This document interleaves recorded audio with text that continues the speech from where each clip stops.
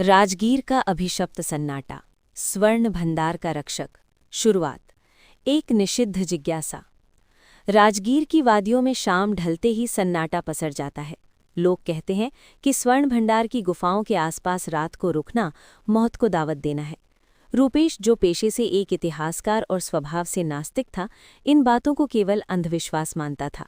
उसने तय किया कि वो पूरी रात गुफा के पास रुककर इस रहस्य का पर्दाफाश करेगा। मध्य। बदलता माहौल। रात के करीब 11 बजे थे। रूपेश गुफा के मुख्य द्वार के पास अपना कैंप लगाए बैठा था। अचानक हवा का रुख बदल गया। जो हवा अब तक ठंडी थी, उसमें अचानक सड़े हुए मांस और पुराने कपड़ों की गंध आने लगी। तभी उसे एक अजीब सी आवाज़ सुनाई दी। छन छन, छन छन।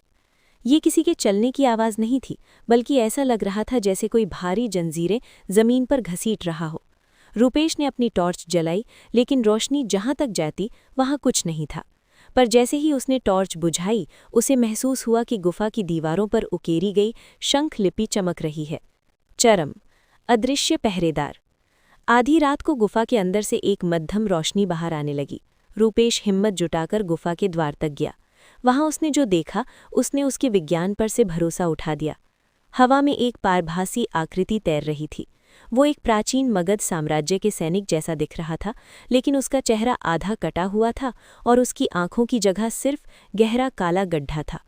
वो आकृति बार बार गुफा के उस बंद द्वार पर वार कर रही थी, जैसे आज तक कोई नहीं खोल पाया। रूपेश ने अपना कैमरा निकाला, लेकिन जैसे ही उसने फोटो क्लिक की, वो आकृति अचानक रुक गई। उसने अपनी गर्दन 180 डिग्री घुमाई और सीधे रूपेश की ओर देखने लगी। एक भयानक गूंजती हुई आवाज़ आई। तुम में से नहीं ले जा सकते, ये सम्राट की अमानत है। अंत।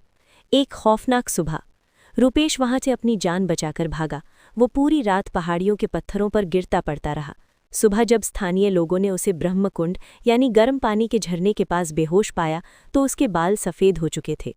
जब उसने अपना कैमरा चेक किया, तो उसमें कोई फोटो नहीं थी, सिवाय एक काली छाया के। आज भी राजगीर के लोग कहते हैं कि स्वर्ण भंडार का खजाना कोई इंसान नहीं, बल्कि वे रक्षक बचा रहे हैं जिन्हें सदियों पहले वहीं मार दिया गया था।